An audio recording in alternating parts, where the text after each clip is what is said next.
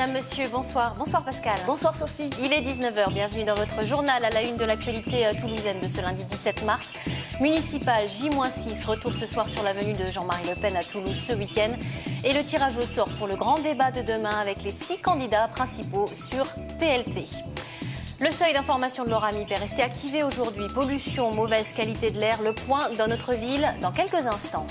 Enfin, plus d'une semaine après la disparition du Boeing 777 de la Malaysia Airlines, toujours beaucoup de questions sur les circonstances. Nous sommes allés au CNES interroger les spécialistes de l'analyse d'images de satellites. 2 mois après sa fille, Jean-Marie Le Pen était donc à Toulouse samedi, à quelques jours du premier tour des municipales. Un meeting sous haute tension à la salle Jean Mermoz. Le président d'honneur du Front National est notamment venu soutenir son vieil ami Serge Larose, le candidat FN à Toulouse. En marge du meeting, un collectif contre l'extrême droite a rassemblé 70 personnes pour protester contre la venue de Jean-Marie Le Pen. Pour autant, la manifestation n'a pas gâché la fête. Jean-Marie Le Pen a affiché toute sa confiance à quelques jours du premier tour des municipales. Gabriel Aurillon était sur place. Si Jean-Marie Le Pen s'exprime ainsi, il est toujours vent debout contre les étrangers. Nous sommes minoritaires dans notre propre pays, comme on l'est déjà dans un certain nombre de communes françaises, même de grandes villes comme Roubaix. Les 500 militants attablés ne demandent que ça. Si sa fille capitalise chez les jeunes, l'aura du patriarche reste intacte auprès des militants historiques. Ah, tout à fait. Et puis pour nous, c'était important parce que ça fait plus de 30 ans qu'on le suit. Et franchement, quant à M. Larose, il est parfaitement c'est un homme prodigieux, quoi. Prodigieux. Jean-Marie, c'est quand même le fondateur du Front National et l'espoir de la France. Le leader du Front National historique, donc je pense que c'est toujours agréable qu'une personne de cette envergure vienne nous soutenir. L'Union européenne, les étrangers ou encore le gouvernement, Jean-Marie Le Pen a une nouvelle fois tiré dans tous les sens. Le président d'honneur l'a aussi annoncé, il sera réélu aux élections européennes et sa fille gagnera les présidentielles de 2017. Quant aux chances de Serge Larose pour les municipales, Il va faire un excellent score et quel qu'il soit, il conservera ma sympathie, qu'il soit élu ou qu'il ne le soit pas. fin du halal dans les cantines, arrêt des subventions aux associations homosexuelles ou suppression des péages autoroutiers à la sortie de la ville, le candidat frontiste a décliné ses propositions pour Toulouse qui qualifie de capitale du djihad. Crédité de 6% des intentions de vote au premier tour selon un dernier sondage, Serge Larose compte sur Jean-Marie Le Pen pour relancer sa campagne. Je pense qu'on va parler un petit peu de nous dans les jours qui viennent. Je vous l'ai dit souvent, je ne me bats pas malheureusement à armes égales avec les autres qui ont des moyens beaucoup plus importants. Mais je crois que cet événement, oui, c'était très bien que Jean-Marie Le Pen vienne. Alors pour que la paroisse FN continue d'organiser des grands-messes, une quête attendait les militants à la sortie dans un drapeau français. Et dans le cadre de ces municipales, je vous rappelle que TLT organise un grand débat demain avec les 6 candidats les mieux placés aujourd'hui dans les sondages. Débat à voir sur notre chaîne à 13 h, à 21 h demain soir. Et après, tirage au sort avec les représentants des différents candidats présents ce matin dans nos studios. Le hasard a voulu que ce soit Pierre Cohen, maire sortant, qui débute sur la thématique du budget, suivi par son principal opposant, l'UMP, Jean-Luc Moudenc. Oui, et puis autres thématiques qui seront abordées lors de ce grand débat avec les 6 candidats, la fiscalité, le logement, les transports, la sécurité. Et puis le thème du vivre à Toulouse, débat en partenariat avec nos confrères de 20 minutes et de Sud Radio. Et puis municipal, toujours, TLT présent sur Toulouse et sur son agglomération après les différents débats dans les communes. Ce soir, nous vous proposons un portrait de Blagnac, au nord-ouest de Toulouse. Oui, c'est l'un des moteurs de la métropole toulousaine, une dynamique forte avec un leadership aéronautique européen incontesté. En course pour le fauteuil de maire de la commune, le maire sortant, Bernard Keller, PRG, en face de lui l'UMP, David Gerson, mais aussi Bernard Loumagne, son ancien bras droit, et Michel Indelicato du Front de Gauche. À 7 km de la place du Capitole, accrochée à la Garonne, la commune de Blagnac. 24 000 habitants, les Blagnacais ou les Kaweks. Une démographie qui augmente avec l'arrivée de 700 nouveaux habitants chaque année. Une majorité de cadres et de techniciens attirés notamment par le secteur de l'aéronautique qui stimule la ville. Plus 22 000 emplois depuis 1999. Blagnac, capitale européenne de l'aéronautique, c'est le nid de l'A380, le siège d'EADS, d'Airbus et d'ATR. Outre ce secteur porteur, la commune compte 2400 entreprises et commerces, tous secteurs confondus. Et grâce à son aéroport qui draine chaque année plus de 7 millions de voyageurs, Blagnac est classé 7e au classement des villes françaises les plus dynamiques. En matière de transport, Blagnac est relié à Toulouse par le tramway. Passagers jour et en 2014, la ligne en vol reliera l'aéroport au centre de la ville rose. Blagnac, c'est à la fois tradition et modernité. Le vieux Blagnac, cœur de la ville, au charme authentique, abrite notamment l'église Saint-Pierre qui vient juste d'être restaurée. C'est ici aussi que se tient chaque week-end le marché des producteurs locaux. En remontant le long de la ligne de tramway, Andromède, l'écoquartier le plus important de Toulouse Métropole. Ici, les immeubles poussent comme des champignons sur 210 hectares, 4000 logements, dont 20% de logements sociaux, 175 000 m² de bureaux et 11 000 m² de commerce et de services. Une nouvelle ville adossée à l'ancienne pour absorber le rush des nouveaux arrivants. Côté sport et loisirs, la commune de Blagnac est loin d'être à la traîne. 180 associations et 90 clubs sportifs. Un calendrier culturel qui foisonne de spectacles avec notamment Audi Sud, un multiplex de 5 salles et un cinéma d'art et essai, mais aussi la médiathèque et le conservatoire de musique et de danse. Enfin, Blagnac, c'est 5000 étudiants et apprentis. La commune compte 8 écoles maternelles et 7 élémentaires, 3 collèges, 2 lycées, 1 IUT et 3 CFA. Pour la petite enfance, 5 espaces multi-accueil.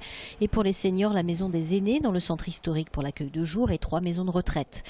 Parmi les grands projets de la ville, Aéroscopia, le musée de l'aéronautique, ouvrira à l'automne prochain et de nombreux projets immobiliers continuent de voir le jour le long de la ligne de tramway. Enfin, depuis le début de l'année, Blagnac abrite aussi le siège opérationnel d'Airbus Group, ex-ADS, tout près de l'aérogare d'affaires.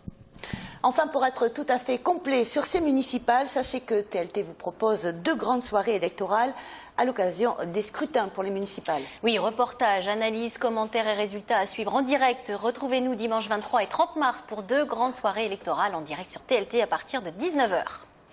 On passe à toute autre chose. À présent, vous le savez, Toulouse, comme toutes les grandes villes de France, vit depuis quelques jours un épisode de pollution de l'air.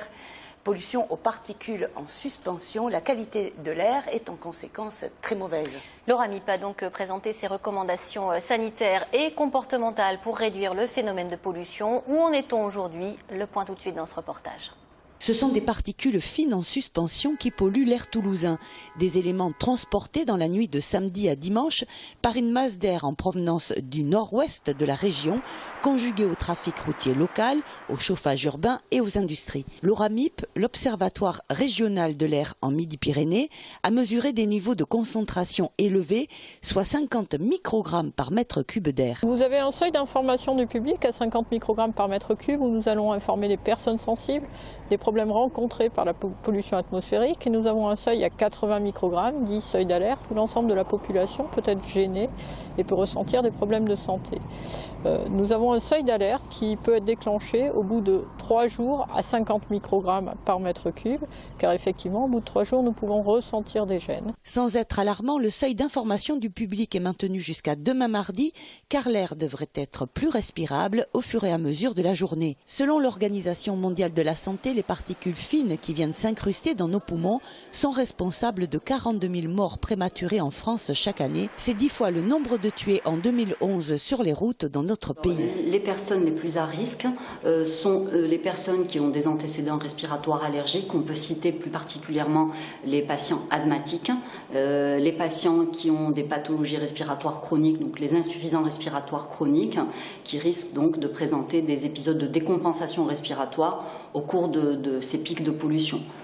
Quand on sait que les particules fines sont des particules de tout petit diamètre, donc qui sont d'autant plus dangereuses qu'elles sont petites parce qu'elles parviennent plus facilement au niveau des voies aériennes, notamment au niveau des petites bronchioles et des alvéoles.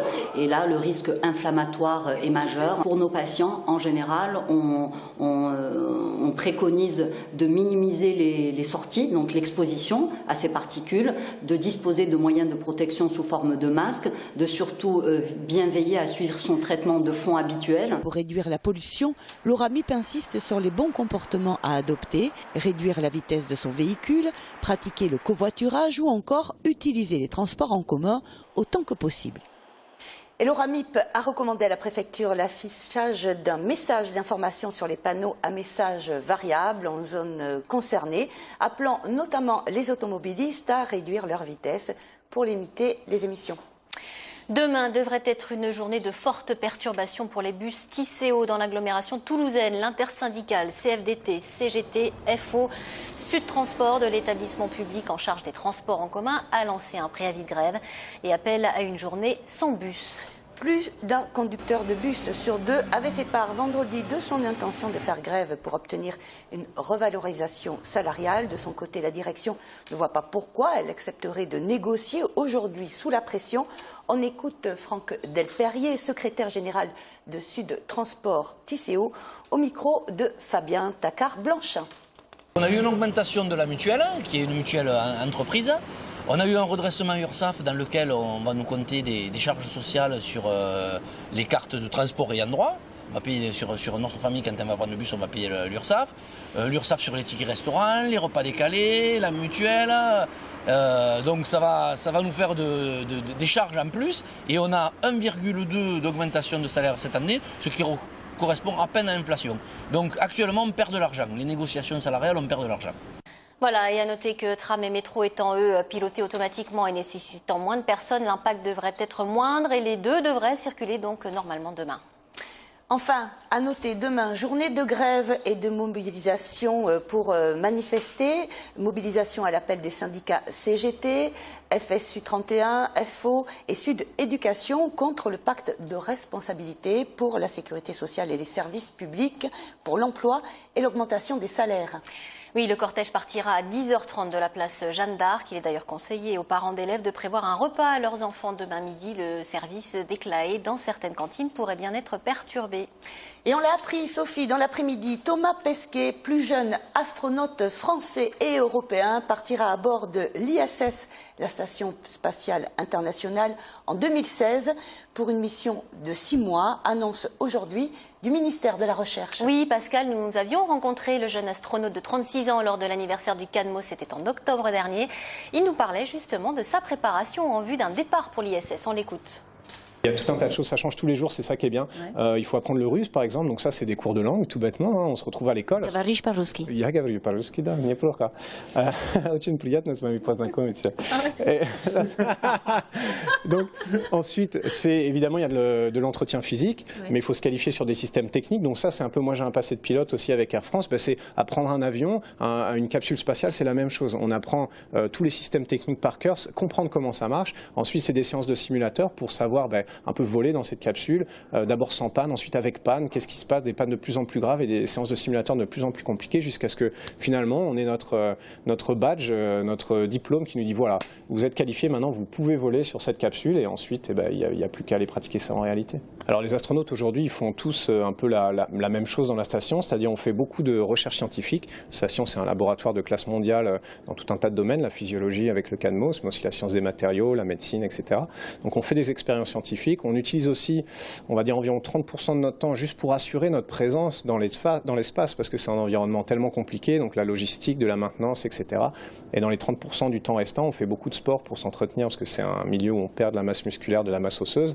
On fait des activités de relations publiques aussi, pour promouvoir un petit peu les carrières scientifiques chez les plus jeunes, et parfois des sorties extravéhiculaires ou de la robotique, transfert de cargo à l'extérieur de la station.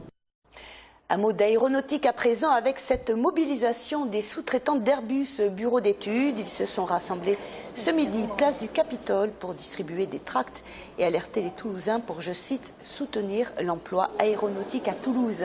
Oui, les sous-traitants d'Airbus Bureau d'études demandent toujours la tenue d'une table ronde sur l'avenir du secteur. À 14h, une délégation était reçue en mairie.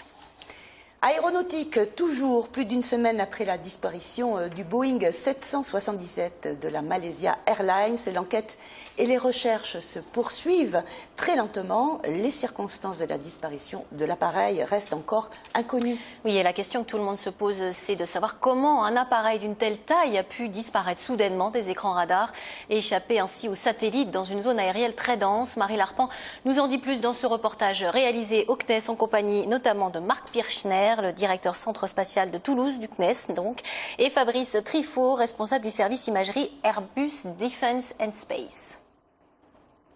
Près de 3000 satellites gravitent au-dessus de nos têtes et photographient la Terre, mais pour retrouver un avion disparu, encore faut-il être au bon endroit au bon moment. Satellite, on peut voir des avions en vol, mais c'est pas fait pour. Si vous voulez, on voit quand on prend des images de l'aéroport, on voit les avions partout, on les voit y compris quand ils sont en l'air. Donc on voit les avions décoller, on les voit atterrir.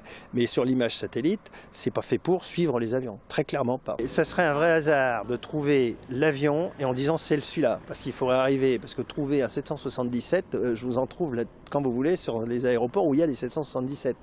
Mais quant à dire c'est celui-là, ça va être un autre débat. Et donc il faudra se prendre des satellites de meilleure résolution que nous avons pour pouvoir lire Malaysia dessus. Et encore, il y en a plusieurs. Donc si vous voulez, tout ça, c'est pas la surveillance par imagerie n'est pas les choses adaptées pour chercher quelque chose. Meilleure solution pour chercher, c'est là depuis très longtemps, c'est quand il y a une émission radio. Dès qu'il y a une émission radio, vous arrivez à les localiser. Or, les systèmes de contact ont été neutralisés. Le seul outil de recherche possible actuellement reste l'image. À Toulouse, des équipes apportent leur contribution à l'enquête depuis 8 jours. On programme les satellites sur les différentes zones en leur indiquant les secteurs à acquérir en images et en essayant de les livrer le plus tôt possible. On a d'abord acquis des images sur la trajectoire nominale de l'avion côté est et très rapidement, au bout de 2 jours, on a également visé des zones à l'ouest où on avait également des suspicions de ce côté-là. Une image spot 5 ou spot 6 couvre une surface de 60 par 60 km. On arrive à faire des acquisitions parallèles en un seul passage qui vont jusqu'à 10-12 images. Donc on balaye une surface assez importante. On les a combinées avec des images radar TerraSAR-X avec notre centre de programmation radar qui est localisé en Allemagne, à Friedrichshafen. Combinées également avec des acquisitions Pléiades, des images plus petites, mais qui permettent de détecter des objets plus fins à la surface de la mer. Pour l'instant, aucun débris digne d'intérêt pour l'enquête n'a été repéré. Il faut préciser que les satellites ne peuvent pas repérer d'objets immergés. Allez, on ouvre une page sport. Et si le TFC était la bonne surprise de la saison de Ligue 1, après 29 journées, les Violets occupent contre toute attente la 8e place du championnat, tout proche d'une possible qualification européenne. Vous l'avez compris, donc le TFC a battu Rennes. C'était samedi soir. Résumé, Samuel Prieur. Nouveau week-end positif pour le Toulouse Football Club. 3e meilleure équipe de Ligue 1 à l'extérieur, le TFC a parfaitement assumé son statut face à Rennes. Stade de la Route de Lorient, les joueurs d'Alain Casanova sont d'abord chanceux. 13e minute, c'est l'attaquant suédois Toivonen qui marque un but contre son camp. C'est ensuite Clément Chantôme qui se charge d'un coup franc. Direct, tout en puissance, il inscrit ici son premier but avec Toulouse. 2-0 à la mi-temps et une véritable mainmise sur le match. Ben Yedder n'est pas récompensé sur cette action et le Stade Rennais va espérer. Oliveira profite d'une faute de main de Zachary Boucher. Preuve de leur solidité, les Violets se mettent à l'abri en moins de 5 minutes. Parfaitement amené par Ben Yedder, Chantôme lance Aurier qui inscrit son 5e but personnel cette saison. 3-1, puis 3-2 sur cette réduction du score de Doucouré. Sans conséquence, Zebina peut souffler. Lui et ses coéquipiers sont 8e du championnat. Les Toulousains sont d'ailleurs les grands gagnants de cette 29e journée. Dans le viseur désormais, la 4e place de Saint-Étienne à seulement 6 points. Et puis, coup de chapeau à notre skieuse des Pyrénées, Solène Jambaquet, qui a brillé 2 fois à Sochi dans les Jeux paralympiques. Médaille d'argent et médaille de bronze pour la Toulousaine en géant et super G. Oui, vous la voyez sur ces images, l'athlète de 25 ans a malheureusement décidé de mettre fin à sa carrière sur cette belle moisson, il faut quand même le dire. Solène Jambaquet, sans doute, on l'espère en tous les cas, très bientôt sur le plateau de Samuel Prieur sur TLT. C'est ainsi que s'achève cette édition. Merci de nous être fidèles. Merci Pascal de m'avoir accompagné. À très bientôt sur TLT.